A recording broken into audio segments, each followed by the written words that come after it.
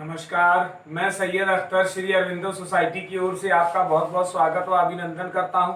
हम आज शिक्षा में शून्य निवेश नवाचार कार्यक्रम ZIIEI द्वारा संकलित एक रोचक व अभिनव नवाचार के बारे में आपको बताएंगे।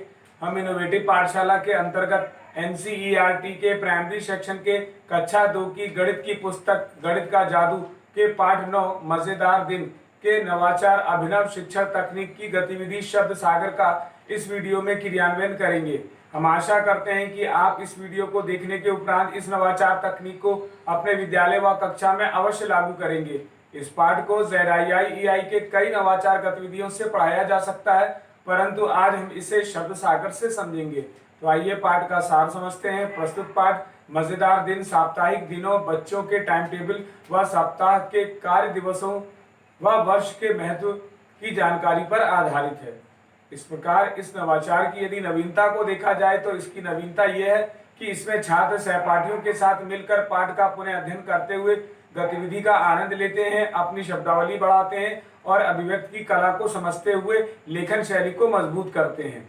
इस नवाचार की यदि क्रियान्वयन प्रक्रिया को देखा जाए तो इसके अंतर्गत पढ़ाए जा रहे पाठ की संकल्पना के पुनः अध्ययन के लिए पाठ पर आधारित चित्रों, शब्दों, वाक्यों, कहानी, कविता, मन की बात, समाचार आदि को पर्ची के माध्यम से कैलेंडर, दिनांक, महीने और वर्ष से संबंधित नाम को दोहराया जाता है।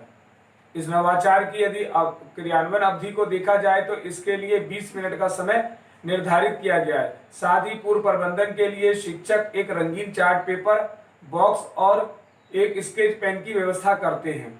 शिक्षकों के लिए कुछ निर्देशों का पालन भी करना होता है, जैसे कि गतिविधि कराने से एक दिन पहले ही शिक्षक छात्रों को पाठ में आए हुए नए शब्दों, वाक्यों, कहानी, कविता, मन की बात, समाचार आदि से संबंधित शब्दों की पर्ची को बनाकर लाने के लिए कहते हैं। छात्र पर्ची के पीछे अपना नाम और कक्षा भी लिखते हैं। साथ ही साथ शिक्षक सभी छात्रों की भागीदारी को सुनिश्चित करते हैं। यदि किसी छात्र को शब्द या कठिनाई होती है बोलने में तो उसे सहायता भी प्रदान करते हैं।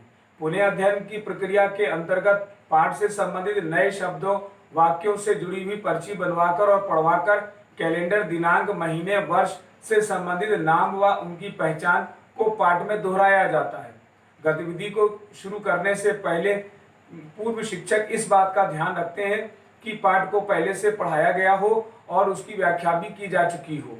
शिक्षक बॉक्स को रंगीन चार्ट पेपर इत्यादि से सजा देते हैं, जिससे कि छात्रों की जिज्ञासा उसमें बनी रहे। अब शिक्षक छात्रों से पूछते हैं कि हम आज इस बॉक्स के माध्यम से खेल खेलने जा रहे हैं, क्या आप इसके लिए तैयार हैं? तब छात्र हाँ में उत्तर देते हैं। इसके बाद शिक्षक एक छात्र को पास बुलाते हैं और बॉक्स पर शब्द सागर लिखवाते हैं। इसके बाद शिक्षक छात्रों को बताते हैं कि आज हम जो खेल खेलने जा रहे हैं उसका नाम शब्द सागर है। शिक्षक छात्रों को खेल के नियम भी समझाते हैं। इसके अलावा छात्रों द्वारा पहले से बनाकर लाई गई पर्ची को बॉक्स में डलवाते हैं। फिर एक छात्र को आगे आता है और बॉक्स से पर्ची निकालता है। छात्र किसी अन्य छात्र की पर्ची निकालता है और उस पर लिखा है नए शब्द को पढ़ता है। जैसे माना कि उसकी पर्ची पर लिखा है अगस्त शब्द, तब छात्र बताएगा कि 15 अगस्त को हमारा देश आजाद हुआ था। इसी प्रकार दूसरा छात्र आएगा, वह भी पाठ के कॉन्सेप्ट के आधार पर पर्ची निकाल करके पढ़ेगा। माना उस दूसरे छात्र की पर्ची पर दिसंबर लिखा है, तब छात्र पढ़ेगा और बताएगा कि 25 दिसंबर को क्रिसमस डे मनाया जाता है। इस प्रकार शिक्षक एक एक छात्र को बुलाते हैं और पाठ के कॉन्सेप्ट के आधार पर पुनः अध्ययन करा लेते हैं। इस प्रकार अंत में शिक्षक बताते हैं कि आज हमने पाठ मजेदार दिन के माध्यम से नए नए शब्दों को जाना और सीखा। इस प्रकार निष्कर्ष रूप में कहा जा सकता है कि शब्द सागर गतिविधि से सीखने के अनेक परिणाम प्राप्त होते हैं, जैसे सप्ताह के दिनों, माह, वर्ष को पहचानना और विभिन्न घटनाओं के घटित होने के समय के अनुसार उन्हें क्रम में समझना। इसी तरह अपने स्तर और पसंद के अनुसार कहानी, कविता, चित्र, पोस्टर आदि से आनंद उठाना। विभिन्न उद्देश्यों के लिए अपनी भाषा और स्कूली भाषा के बीच में प्रयोग करते हुए बातचीत करना, तर्क देना और प्रश्न पूछते हैं। इस गतिविधि से सभी छात्रों की भागीदारी सुनिश्चित होती है और सभी को समान अवसर प्राप्त होता है। शब्द सागर गतिविधि से छात्रों में शब्दावली का विकास होता है। साथ ही सूक्ष्म और प्रत्यक्ष पहलुओं पर बारीक से अवलोकन करते हैं। साथ ही पाठ मजेदार दिन को शिक्षक एक निर्धारित माह में पढ़ाते हैं।